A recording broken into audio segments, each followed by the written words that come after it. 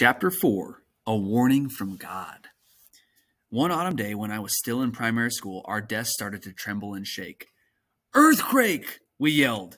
We ran outside, some of us falling as we crowded through the narrow door and gathered around our teachers for safety and comfort, like chicks around a mother hen. A few of the girls were crying. We lived in a region where earthquakes happened often, but this felt different. Even after we returned to class, the buildings continued to shake. The rumbling didn't stop. Miss Olfat, my all-time favorite teacher, told us to stay calm. She assured us that it would soon be over. But when another strong earthquake hit within a few minutes of the first, the students were sent home. When I arrived home, I found my mother sitting in the courtyard. Where she felt safest because there was no roof above her.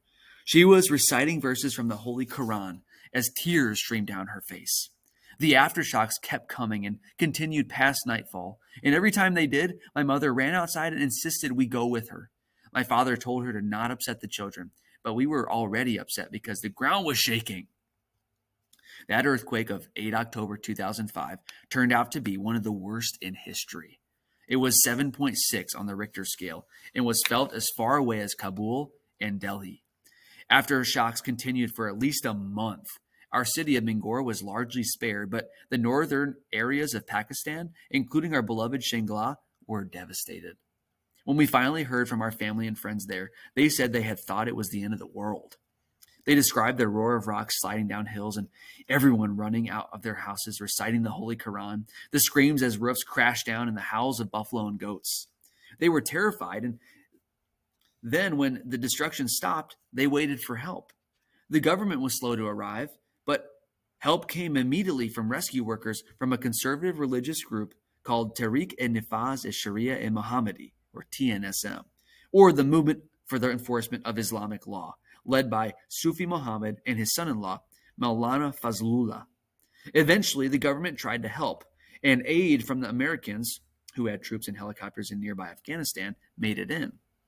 But most of the volunteers and medical help came from organizations that were linked with militant groups like the TNSM. They helped clear and rebuild destroyed villages. They led prayers and buried bodies. They took in many of the 11,000 orphaned children. In our culture, orphans are usually adopted by the extended family, but the earthquake had been so bad that entire families had been wiped out or lost everything and were in no position to care for additional children.